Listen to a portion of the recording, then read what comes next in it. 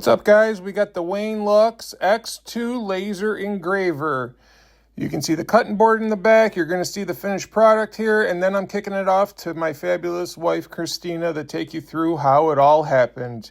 Sit back and enjoy, guys. Hi guys, Christina here with Tools with Big Josh. We're creating a Canva design here.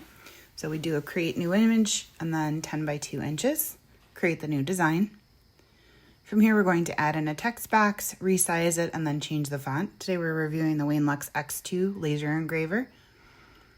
So we're creating a design to go ahead and engrave on a cutting board that Josh made for his mom. So you can see me typing in the text that we want, resizing it so that it's legible. And then we're going to choose the actual font that we want.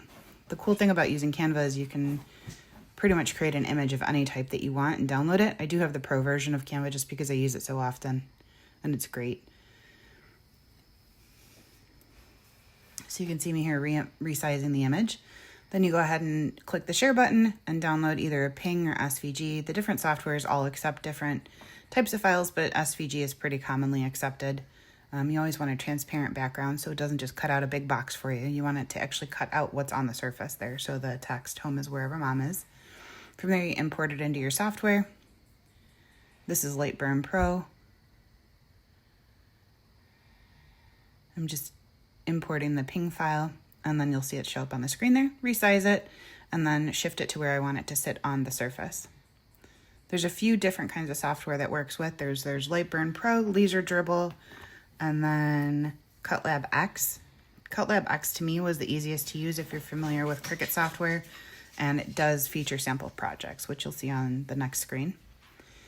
From here, over on the right-hand side, there's different layers that you can choose, and then you also will choose your settings for the cut. So lasers work by intensity, how long we slow them down to pass over, kind of like when you're vacuuming carpet. The slower you go, the more effective it is.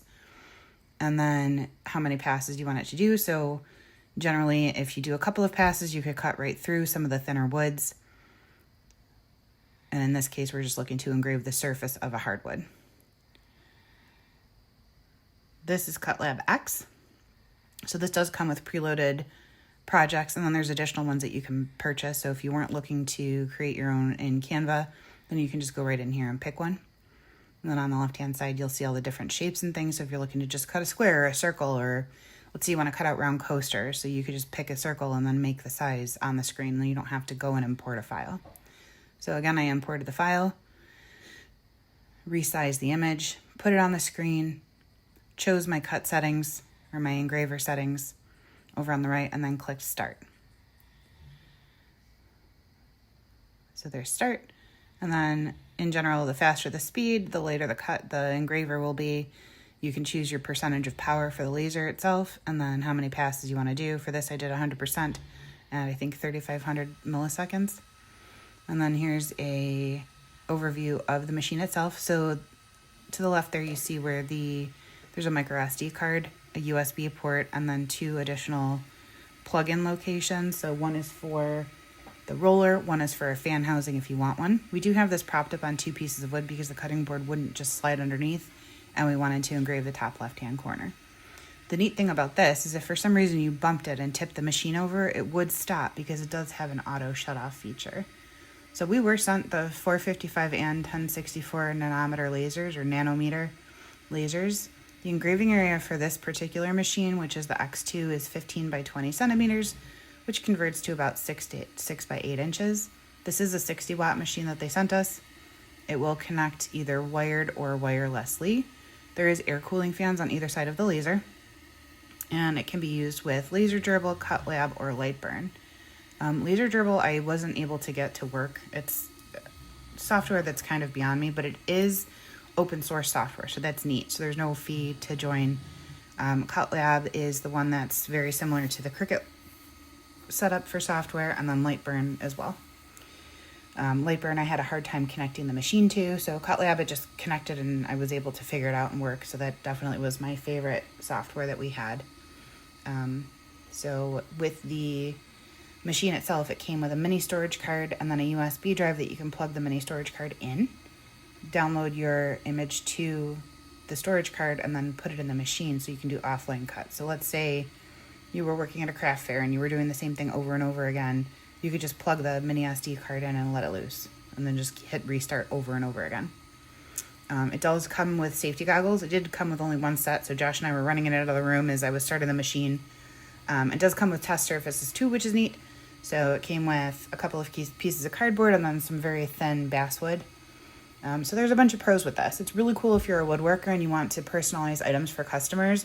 We did have a lot of fun playing with it. I tested samples, I engraved the notebook cover, I burned a hole in some cardboard, did a test. So there's a intensity test or a settings test that you can do on different surfaces. So I did one of those and figured out like what setting worked best on which piece of wood. So that was a neat feature that the software offers. It lets you do tests to see kind of how best your laser works. And then for this, like I said, you can use Canva and create images. To me, that's easier to do just because I'm very familiar with Canva. And then you just import it into the Engraver software. There are certain features in the software itself that you can just build your own design, like I said, if you wanted to make a circle or a square and just let the laser loose. For this one, you can engrave on shiny objects like a mirror, but you do have to black it out with a marker first because otherwise the laser is just going to reflect. And that's not something you want to do with a laser. For this machine, like I said, it'll auto shut off if it's tilted to an abnormal angle, so you're not burning holes in things if it tips over. They are pretty easy to focus too. There's little levers on each of the lasers that you can use to guide towards the cutting surface. You'll see it on the right hand side there as it passes by. For this one, it's orange, and you tilt it down and let it touch the surface of the cutting board and it's focused. The other laser that we have, the 1064, has a metal lever. There are additional accessories available, like a roller if you're engraving round items. There's honeycomb panels that you can use to protect surfaces. You can also get the external housing, and then you can also get the air filter item that plugs in, which like an exhaust system, which I didn't have for this. These lasers can engrave wood, cardboard, leather, silicone, bamboo, copper, additional kinds of metal, and they can cut right through thinner wood between 3 and 8 millimeters, depending on the laser you're using. They are really reasonably priced. You can buy the 2 lasers, housing, and extra accessories for less than other laser engravers, so you can have more options.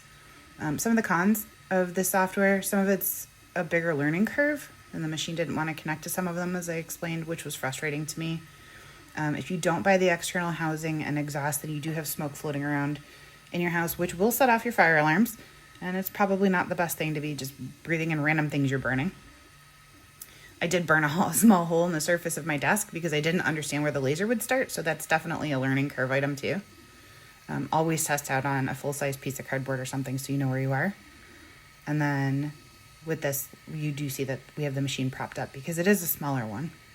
The 455 nanometer doesn't light up before you start cutting, so you have to kind of do a test piece to make sure it's fully focused, but for the most part, it's pretty well focused. Thanks!